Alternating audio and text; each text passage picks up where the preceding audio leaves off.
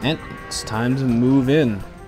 So like I said, Eagle Warriors and raiding units like them, their job is to not engage in direct one-on-one combat, but rather to avoid combat entirely and just go straight for the villagers and kill all of them. Leave no survivors. Pillage, pillage, pillage, pillage. And that's what they do. See? Run past his line of hand cannoneers as if they were never there. And he can't chase me, I'm too fast. Yep, so I'm just keeping him distracted while PGG just runs right through everything. See, and I got him to ring the town bell. So all those villagers inside there, not gathering food for him. It's a lot less food. Plumbum's living in deep trouble right now. Big Mac's not going to be able to help him because Big Mac lost literally like all of his villagers. He might have had like 15 left or something. So he lost a lot of villagers. So his economy is bad. Yep, and I'm mining some gold over here. PGG is not making units nearly fast enough, and Plumbum is losing villagers like crazy. See, that's what they do. Eagle Warriors get in there and they just tear everything apart. See, they can just tank hits from town centers. It is fantastic, really. They're a really, really useful unit when you're on the offensive, that is. They're not so good for when you're being destroyed. Just because they're really only good for raiding. Yep. Losing villagers. Oh, man. Oh, gosh. All those villagers lost. That just, not only does that cripple his food supply because he lost 50 food to each villager, but... Yeah, oh, man. Ooh, carnage. A lot of troops being lost here.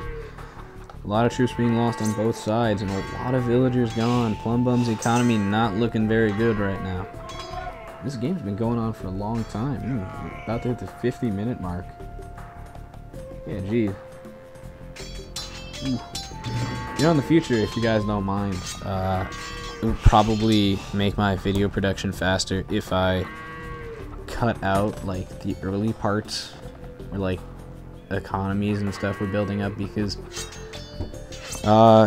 it makes these games really long. Like, it makes them very, very, very difficult to narrate and everything, difficult to buffer and everything, and the final size of the raw videos, like, 100 gigs or something. Like, it's ridiculous. Yep. Oh, now he's got the 6 long swordsmen. 50 minutes in. That is intimidating. Very intimidating. Yep. Yep. And Big Mac is currently taking out the barracks I left in his base. And it looks right now from the scores that we are just absolutely dominating. Yep. But PGG is making men-at-arms. That does not bode well. You do not make men-at-arms 51 minutes into the game. That is bad. Plumbum's not out yet. He never, ever, ever gives up. Like, he's got so much resilience. Like, I don't have that much resilience. And so he will fight through anything. And the scary part is usually he fights to the end and he wins. So always got to be very, very wary of him. And he managed to solely push us back alone. And PGG's making men-at-arms. Why? Should not make men-at-arms. Oh, they're long swordsmen now. That is fantastic. Yeah, I guess one of the problems with him is it's hard to tell, but his barracks are really far back in his base. Don't do that. You got to put your military buildings close to where the battle is. You got to get the troops pumping out fast. Yeah, and I told him right there, and I completely forgot about this, but do not make infantry to fight hand cannoneers. Yeah, most standard civs in Age of Empires have like an army build that like they tend to follow. Like certain civs excel in certain unit categories. Like obviously, Koreans, you know, a good combo for them is the onagers and infantry thing. But in this situation, no. Because a good Age of Empires player will always adapt his army to whatever the enemy is making. You can't just start the game and be like, I'm going to make camels the entire game. because camels are good. You can't do that. Why? Because you might catch the opponent off guard first, but then you realize that, oh, you're only making camels, so I'm going to make only spearmen. And then he will get destroyed if you keep making camels. So if the opponent makes spearmen, then you're going to make hand cannon, and then he gets destroyed. So it's kind of like it alternates. You have to be able to adjust your army composition to fight the enemy. And you do not make infantry to fight hand cannoneers. Rule number 1, don't do that. Don't do that. Don't be a PGG. It's bad. He's a really skilled player, but that is a silly mistake. Definitely a silly mistake on his part. He should be making onagers and arbalists or something to take out those hand cannoneers.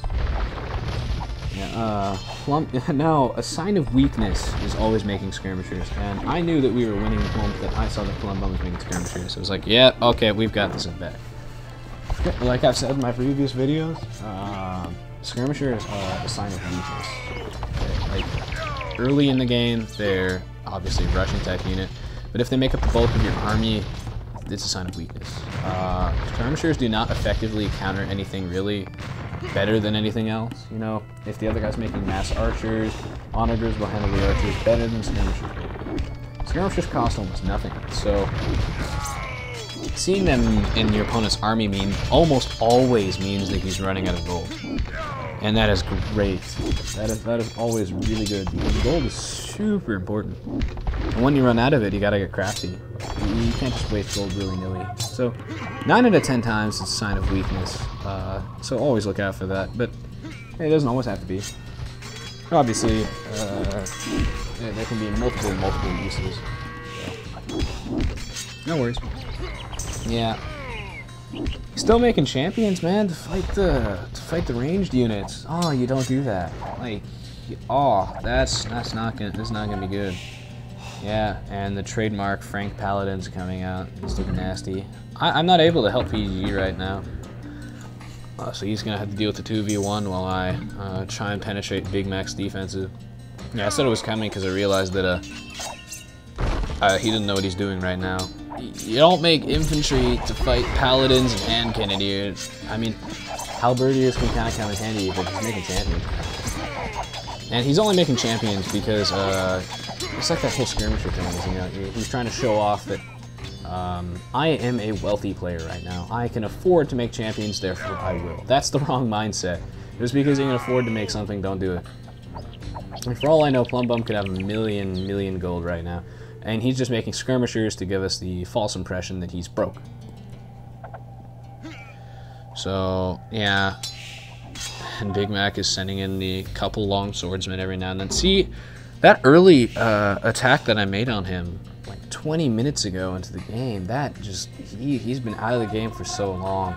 That just goes to show how bad you can get destroyed if you get raided really badly. And I'm pretty sure I haven't seen a much more successful raiding of someone's base. Like that.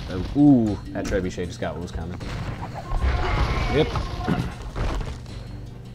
So right now we're seeing some combat in Plumbum's base, and things are looking like they could go either way right now. Why? Because PGG is making champions. I realize he has gold, but he shouldn't make them. You know, it's like if the other guy is making halberdiers or something, right? And you're making halberdiers to fight his. Just because you can afford to make paladins all of a sudden because your economy has finally gotten back up, don't make paladins. Don't do it. Like, stick with what's been working in the time being, and, you know, save that gold. You could use that gold for later. And you can see that I'm being sneaky. It was about an hour into the game where I realized that this is never going to end at this rate, so I have to get crafty. And I noticed that he crumpled all of his houses in the same area. That is a silly miscalculation on his part. PG is not making troops fast enough. So I came in here to attack the resource that nobody ever thinks of. Housing. Yep. Because if I tear down all of his houses, he can't make an army, and that would mean that PGG would absolutely dominate that side of the map. Also, more Eagle Warriors, yay! So Plum Bum's economy is not gonna look good, because most people forget about houses, but if you take out the enemy's houses, man, that is painful. Oh, his pop's gonna go down and down and down and down and down. And he's gonna replace those houses. Yep. Plum Bum's making the skirmishers to save some gold up, and that turns out to be a mistake, because now the Eagle Warriors just decimate him. And crap, here comes Big Mac. I completely forgot that he was in this game. He's got paladins. No, Byzantine paladins kind of suck, but they're still paladins. They hurt. Ooh. Yeah, he took out like half my onagers. That is not good. That is not good at all. Yeah, like I said, it's very easy to narrate a game that is shorter, like if I edit it down. I mean, obviously you don't get to see what everyone was doing as much, but this match is long. It is a long game. Those paladins, they hurt, man. Paladins they're nasty. They're bulky. The only issue with them is that they cost so much money, and BGG is still making infantry. No. Yep, and Plum Bum is responding to the trebuchets by making bombard cannons to take them out. And yeah, oh man, the champions. He's still making champions.